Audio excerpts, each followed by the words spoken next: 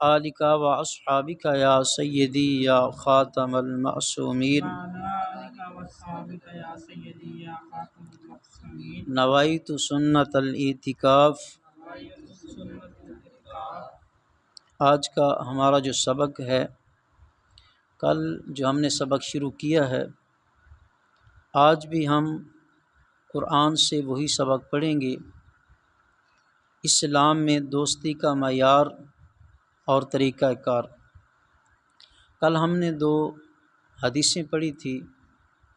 آج ہم قرآن کی آیت پڑھتے ہیں اور اس کا ترجمہ اور تشریح کریں گے۔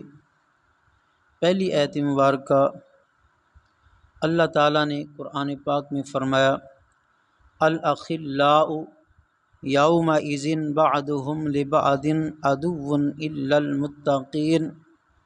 اس کا ترجمہ ہے بڑے گہرے دوست قیامت کے دن آپس میں دشمن بن جائیں گے، مگر وہ کہ جن کی دوستی کا معیار تقوی اور جن کی دوستی کی بنیاد تقوی ہے، یہ لوگ آپس میں قیامت کے دن دشمن نہیں بنیں گے۔ یعنی کہ قرآن پاک نے ایک دوست کی جو پہچان بتائی ہے، جو ہم نے کل حدیث مصطفیٰ پڑھی تھی، سرکار مدینہ صلی اللہ علیہ وسلم نے فرمایا کہ دوست دین ہے۔ تو آج ہم نے قرآن میں جو پڑھا ہے، اللہ نے فرمایا بڑے بڑے گہرے دوست۔ ہم جو کہتے ہیں نا کہ ہمارا اتنا بہت بڑا دوست ہے، یہ گہرا دوست ہے ہمارا، یہ ہمارا کبھی دشمن نہیں بن سکتا، لیکن اللہ کہہ رہا ہے قیامت کے دن وہ آپ کا دشمن بن جائے گا۔ کس کی دوستی قیامت کے دن آپ کا ساتھ دے گی؟ جس کا تقوی، جس کی دوستی تقوی کی بنیاد پر ہوگی، وہ قیامت کے دن دشمن نہیں بنیں گے، اس دن بھی وہ دوست ہوں گے۔ اس دن قیامت کے دن وہ دوستی نکھر جائے گی اور پتہ چلے گا یہ سچے دوست ہیں، جو تقوی والے ہیں۔ تو آج دنیا میں دوسری دوستیاں ساتھ ملی ہیں، جسے ہم دنیاوی دوستی کہتے ہیں، لیکن قیامت کے دن یہ سب مٹ جائیں گی، یہ دوستیاں ساتھ نہیں رہیں گی۔ یہ عمدہ دوستی ہم کہتے ہیں کہ یہ بہت میرا اچھا دوست ہے، بہت عمدہ دوست ہے، لیکن قرآن کہہ رہا ہے یہ قیامت کے دن یہ آپ کے دشمن بن جائیں گے، بڑے گہرے دوست بھی آپ کے دشمن بن جائیں گے۔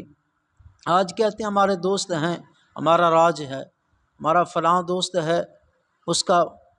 کہاں تک پہنچ ہے وہ میرا دوست ہے، تو ہر راج ہمارا ہے، لیکن اس دنیا میں راج نہیں، ہمیں قیامت کے دن راج چاہیے اور سرکار مدینہ صلی اللہ علیہ وسلم کا سایہ چاہیے۔ اب یاد رکھنا، قرآن مجید برہان رشید میں دوستی کا جو وبال ہے نا، جس کا ذکر قرآن کر رہا ہے، ایک سرکار مدینہ صلی اللہ علیہ وسلم کا فرمان بھی ہے کہ قیامت کے دن جو اگر آج ہم اچھے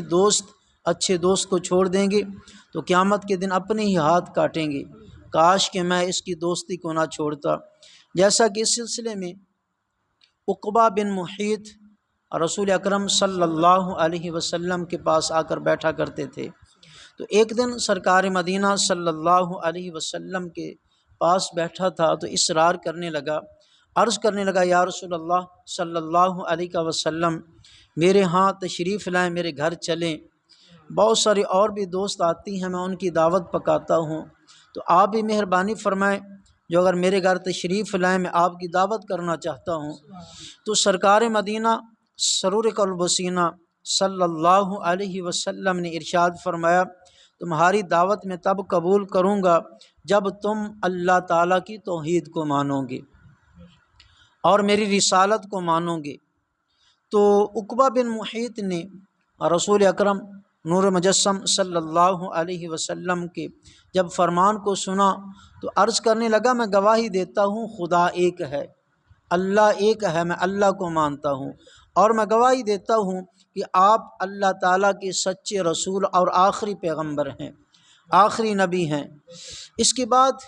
امیہ بن خلف جو عقبہ بن ابی معیط کا دوست تھا، بہت گہرا دوست تھا، جو کہتے ہیں نا کہ ہمارے یہ بہت گہرے دوست ہیں، تو امیہ بن خلف جو تھا نا یہ عقبہ بن معیط کا گہرا دوست تھا۔ جب اس سے پتہ چلا نا عقبہ بن معیط نے تو کلمہ پڑھ لیا ہے، اب مسلمان ہو چکا ہے، تو امیہ بن خلف آپ کے پاس آیا، کہنے لگا جو اگر میرے ساتھ دوستی رکھنا چاہتے ہو تو پھر اسلام کو چھوڑ دو۔ ابھی وہ ابتدائی میں تھا، ابتدائی مرحلے میں تھا، ابھی اس نے اسلام ہی قبول کیا تھا، اب ادھر دوست تھا، بڑی پرانی دوستی تھی۔ جب اس نے یہ شرط رکھی جو اگر میرے ساتھ رہنا چاہتے ہو، میری دوستی، میرے ساتھ دوستی رکھنا چاہتے ہو تو پھر اسلام چھوڑ دیں، کریم آقا صلی اللہ علیہ وسلم کا کلمہ چھوڑ دیں۔ جب امیہ بن خلف نے اس کے سامنے یہ شرط رکھی یا دوستی رکھو یا اسلام رکھو، تو عقبہ بن معیط نے کہا کہ آپ میرے بہت گہرے دوست ہیں، میں اسلام کو چھوڑتا ہوں، تو اس نے اسلام کو چھوڑ دیا۔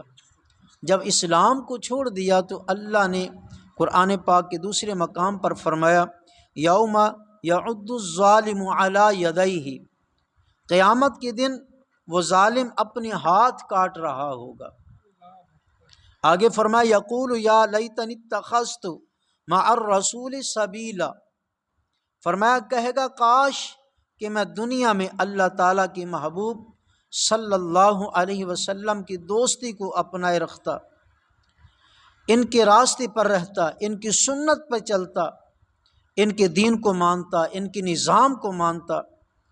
ان کی زندگی جیسے میں ایسی زندگی گزارتا، تو کریم آقا صلی اللہ علیہ وسلم کی دوستی کو نہ چھوڑتا، تو قیامت کے دن وہ تڑپے گا، اپنے ہاتھ کاٹے گا اور پچھتائے گا کاش کہ میں دوستی سرکار مدینہ صلی اللہ علیہ وسلم کی نہ چھوڑتا۔ یہ تو قرآن بیان کر رہا ہے نا، جب وہ سرکار مدینہ صلی اللہ علیہ وسلم کی دوستی چھوڑ کے، اسلام کو چھوڑ کے، کہ دوست تھا وہ بھی گہرا۔ اب قرآن کی جو اگلی آیت ہے اس میں اللہ فرما رہا ہے یا ویلتا لیتنی لم اتخذ فلانا خلیلا، فرمایا کاش میں فلاں کو اپنا دوست نہ بناتا۔ وہ اس طرح تڑپے گا کاش کہ میں امیہ بن خلف کے ساتھ نہ بیٹھتا، وہ کافر تھا نا، اس کے ساتھ نہ بیٹھتا۔ یہ ایک شخص جس نے دوستی کے سلسلے میں غلطی کی تو رب ذوالجلال نے قرآن کی آیت کا نزول فرمایا، اور کیا فرمایا؟ عموماً اللہ نے اعلان فرما دیا الظالم، یہ عام کہہ دیا کہ فلان یہ عام ہے، اس نے ظلم کیا۔ کیسے؟ اس نے سرکار مدینہ صلی اللہ علیہ وسلم کی دوستی کو چھوڑ کے ایک جہنمی کی دوستی کو قبول کیا ہے۔ تو اس لیے فرمایا جنتی کے ساتھ دوستی رکھو جو تقوی والے ہیں، جو اللہ کے نیک بندے ہیں، جو اللہ کے دوست ہیں، جو اللہ کے پیارے ہیں، ان کے ساتھ دوستی رکھو تو انشاءاللہ جیسے جنت کا معیار ہے نا، جنت کا اونچا درجہ ہے، جنت بلند درجے کی ہے، ایسے دوست بھی بلند درجے کے رکھو، اور کسی جہنمی کے ساتھ دوستی نہ رکھو، جو قرآن کہہ رہا ہے، جو سرکار مدینہ صلی اللہ علیہ وسلم کے فرمان کہہ رہے ہیں۔ تو آج کے ہمارا جو سبق ہے اس سے ہمیں سبق کیا ملا؟ جو ہم نے کل بھی سبق پڑھا تھا، جو آج ہم نے قرآن کی آیت پڑھی ہے، تو ایک کا جس نے اللہ نے ذکر فرمایا ہے عقبہ بن معیط، رسول اکرم صلی اللہ علیہ وسلم کا کلمہ پڑھا، ابتدا اسلام میں داخل ہوا، لیکن اس کا دوست تھا جو وہ کافر تھا، وہ جہنمی تھا، اس نے کہا یا اسلام چھوڑ دیں یا مجھے چھوڑ دیں۔ اس نے کہا آپ تو میرے بہت اچھے دوست ہیں، آپ کو کیسے چھوڑ سکتا ہوں، لہٰذا اسلام کو چھوڑ دیا۔ تو پھر اللہ نے قرآن کی آیت کا نزول فرما دیا قیامت کے دن وہ اپنے ہاتھ کاٹ رہا ہوگا اور پچھتائے گا کاش کہ میں سرکار مدینہ صلی اللہ علیہ وسلم کی دوستی کو نہ چھوڑتا، سرکار مدینہ صلی اللہ علیہ وسلم کی سنت پہ چلتا، جو آپ سرکار کا دین ہے دین کو مانتا، جو سرکار کا نظام ہے نظام کو مانتا۔ فرمایا اس دن یہ دوستیاں نکھر جائیں گی۔ جو تقوی والے لوگ ہوں گے ان کے ساتھ دوستی ہوگی تو اس دن یہ دوستیاں کیا ہوں گی؟ یہ نکھریں گی، یہ دوستیاں اس دن کامیاب ہوں گی۔ نہیں تو ہم نے جو قرآن کی ابتدا میں پڑھا ہے، سبق پڑھا ہے، الاخلاء یومئذ بعضهم لبعض عدو الا المتقین، اس کا ترجمہ ایک بار پھر سماعت فرما لیں، بڑے گہرے دوست قیامت کے دن آپس میں دشمن بن جائیں گے، مگر وہ جن کی دوستی کا معیار تقوی، جن کی دوستی کی بنیاد تقوی ہے، یہ لوگ آپس میں قیامت کے دن دشمن نہیں بنیں گے۔ گہرے دوست ہیں جو دنیا کے لحاظ سے، جو دنیا والے ہیں وہ دشمن بن جائیں گے، لیکن جو دین والے ہیں، جو نمازی ہیں، جو قرآن کو پڑھنے والے ہیں، جو نیکی کی دعوت دینے والے ہیں، جو دین پہ چلنے والے ہیں، جو سرکار مدینہ صلی اللہ علیہ وسلم کی ہر سنت پہ عمل کرنے والے ہیں، فرمایا قیامت والے دن وہ دشمن نہیں بنیں گے، لیکن ان کی دوستی ہوگی جو قیامت کے دن نکھر جائے۔